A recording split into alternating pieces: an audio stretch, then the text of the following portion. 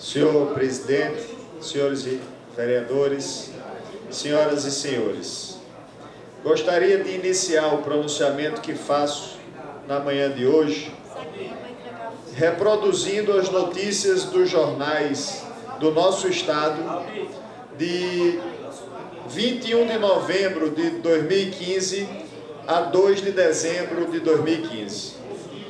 21 de novembro de 2015, Jornal Correio da Paraíba. Número de casos de microcefalia diagnosticados no estado: 39. Repito, 21 de novembro de 2015, 39 casos de microcefalia. Dia 25 de novembro de 2015, Jornal Correio da Paraíba. Os 39 casos reproduzidos no dia 21, no dia 25 já eram 104 casos. Mesmo número apontado pelo Jornal da Paraíba, também do dia 25 de novembro de 2015, e aqui com detalhamento das cidades, cidade por cidade, onde os casos estavam sendo detectados. 1º de dezembro de 2015, os 104 casos do dia 25 de novembro saltam em menos de uma semana, 1º de dezembro de 2015, para 248 casos. Jornal da Paraíba do dia 1º de dezembro, mesmo número reproduzido no Jornal Correio da Paraíba, que em relação a João Pessoa anotou 75 casos em 8 dias. Estamos diante de uma situação emergencial que levou o estado de Pernambuco, o único estado da federação que tem mais casos do que a Paraíba diagnosticados de microcefalia, a decretar um estado de emergência. Em Pernambuco e em Recife, tanto o governador de Pernambuco quanto o prefeito de Recife já decretaram o estado de emergência na saúde pública daqueles entes da federação, em razão do avanço no surto de microcefalia. O Ministério da Saúde do Brasil fez estudos a partir das amostras de sangue de bebês nascidos no Ceará com a microcefalia, que é essa má formação no diâmetro do cérebro, do crânio, um tamanho menor do que os 33 centímetros usuais, corriqueiros e normais. E no sangue dessas crianças foi detectado o vírus, o Zika vírus. E a partir daí o Ministério da Saúde concluiu que estavam confirmadas as suspeitas de que existe sim uma relação direta entre o Zika vírus e os casos de microcefalia.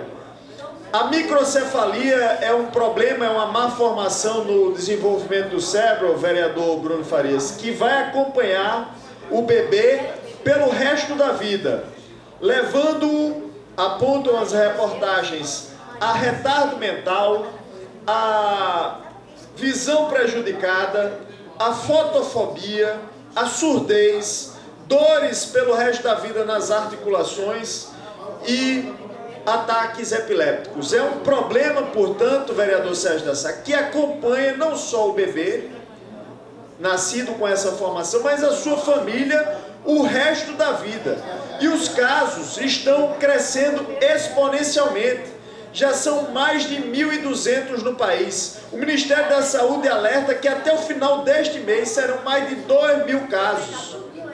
E nós temos consciência plena de que o período, já que o Zika vírus é transmitido pelo mosquito Aedes aegypti, o mesmo mosquito da dengue, e que o período de maior transmissão da dengue é de fevereiro a abril, nós temos, portanto, apenas 60 dias para traçar todas as estratégias possíveis para conter um mal que já está aí, batendo às nossas portas, atingindo, sobretudo, a população mais carente da nossa cidade, da nossa capital, do nosso estado, do estado vizinho de Pernambuco. E é importante anotar que se no primeiro momento O Rio Grande do Norte apontava aquela reportagem do dia 20 de novembro. Tinha mais casos do que a Paraíba de Zika vírus e de microcefalia.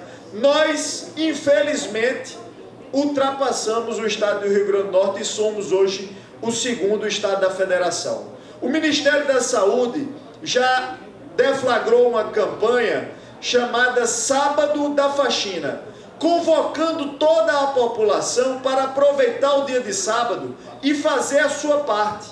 E evitar água parada, fiscalizar dentro de casa, nos terrenos vizinhos, se existe um ambiente propício à proliferação do mosquito da dengue, do mosquito Aedes aegypti, que também transmite o Zika vírus e transmite a chikungunya. O Zika vírus especificamente relacionado à microcefalia, aos casos de microcefalia. O estado de Pernambuco e a cidade do Recife decretaram esse estado de emergência. Nós precisamos que as nossas autoridades públicas também façam a sua parte. Não esperem apenas que a imprensa, a quem parabenizo neste momento, pelas corriqueiras, reiteradas reportagens de conscientização da população, no sentido de alertar para o problema que pode piorar, em razão de não estarmos ainda no período chuvoso, de ainda não estarmos no período em que aumentam os casos de dengue na nossa cidade e no nosso país. Então, estamos em guerra. Temos 60 dias para traçar, no máximo 60 dias, as melhores estratégias para que cheguemos a fevereiro tentando conter danos e evitando que famílias pessoenses e paraibanas não tenham o dissabor de ter que conviver com a malformação congênita no cérebro de seus filhos, um problema que vai acompanhá-los pelo resto da vida. É um problema de saúde pública, é um problema gravíssimo, não é a primeira vez que eu trago esse tema à tribuna, mas farei como a imprensa paraibana tem feito. Estarei nas trincheiras para, nesses 60 dias que antecedem o período mais crítico e o período em que há previsão de proliferação ainda maior dos casos de microcefalia, de Zika vírus e da própria dengue, farei essa advertência da tribuna, apresentando inclusive hoje uma proposta, um projeto de lei ordinária que foi elaborado em parceria com alunos da Universidade Federal da Paraíba e do Unip, de forma específica Ítalo Fernandes e Valdemar Félix, aqui presentes, estão passando esta semana no nosso gabinete, no programa Aprendiz de Vereador, e eles elaboraram a proposta de Plano João Pessoa sem microcefalia, que prevê, dentre outras disposições, sanções administrativas para o que se pode considerar de infrações sanitárias, por parte dos principais pontos de proliferação do Aedes aegypti: borracharias, obras de construção civil que tem, às vezes, piscinas, que tem, na verdade, lugares para a água ficar parada, terrenos baldios, cemitérios. Então, os proprietários e o poder público, no caso dos cemitérios, precisam se mobilizar juntamente com a população pessoense para a gente fazer a nossa parte. Essa é uma guerra de todos contra a dengue. Ainda não existe um antígeno, ainda não existe uma vacina contra o Zika vírus. Não é possível, portanto, haver uma prevenção em termos de vacina. O nosso combate precisa ser ao vetor, ao mosquito Aedes aegypti, ao mosquito da dengue, que é o mesmo que transmite o Zika vírus. E esse combate não é só do poder público, que tem que colocar o carro do fumacê nas ruas. Nós já temos, na verdade, a identificação dos bairros de João Pessoa que tem maior incidência dos casos de microcefalia e também do Zika vírus. A prefeitura já dispõe dessas informações. O carro do fumacê deve começar por essas localidades, voltar a funcionar, voltar a transitar. Obrigado, presidente. Voltar a afastar as visitas dos agentes comunitários de saúde nas residências da população, sobretudo desses bairros de maior incorrência, precisam ser intensificadas, presidente.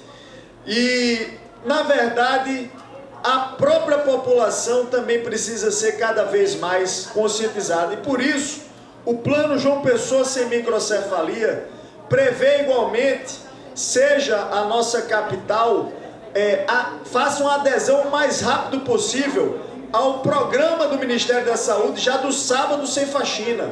Na verdade, campanhas próprias de conscientização nas escolas, e aqui tem a previsão de seminários em escolas privadas, a Prefeitura indo às escolas, a Câmara Municipal fazendo a sua parte. Essa é, repito, uma guerra de todos contra o mosquito da dengue. Nós não podemos ficar sentados esperando que o carro do Fumacê seja colocado nas ruas ou que a Prefeitura Municipal faça a sua parte e nós fiquemos parados. Nós precisamos, como parlamentares, continuar pautando esse assunto aqui na Câmara, discutir e aperfeiçoar esse projeto, aprová-lo, fazê-lo valer como lei municipal, inclusive para impor sanções administrativas a infrações sanitárias de quem deixar acumular água parada para a proliferação do mosquito da dengue. E precisamos, igualmente, estimular a imprensa a continuar na trincheira da luta contra o Zika vírus e, dessa forma, conscientizando a população, unindo esforços, certamente nós vamos diminuir os prejuízos, que já são muitos decorrentes dessa doença.